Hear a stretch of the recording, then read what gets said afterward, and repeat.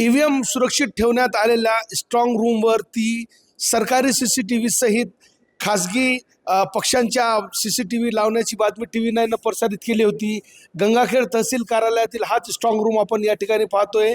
या ठिकाणी अजितदादांच्या राष्ट्रवादी काँग्रेस पक्षाचे अध्यक्षपदाचे उमेदवार उर्मिला मधुसूदन केंद्रे यांनी स्वतःचा CCTV लावला होता आणि TV9 खरं तर ही बातमी प्रसारित केल्यानंतर राज्यभरात मोठ्या प्रमाणावर याची चर्चा झाली होती।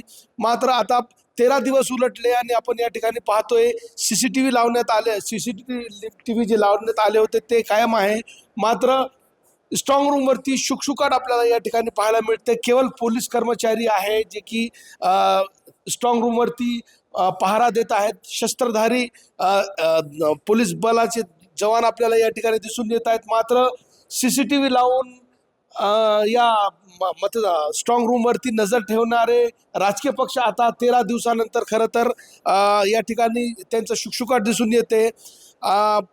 अजून 5 दिवस आहे मतमोजणीला आणि तत्पूर्वी या ठिकाणी आपण पाहतोय गंगाखेड स्ट्रॉंग रूमवरती उमेदवार किंवा उमेदवारांच्या प्रतिनिधींचं शुकशुकाट दिसून येते।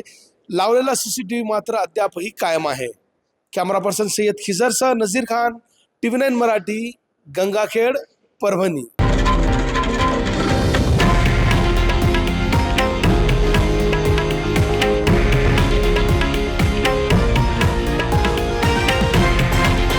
हे आहे देशातील नंबर 1 न्यूज नेटवर्क आणि आपण पाहत आहात TV9 मराठी, एकमेव।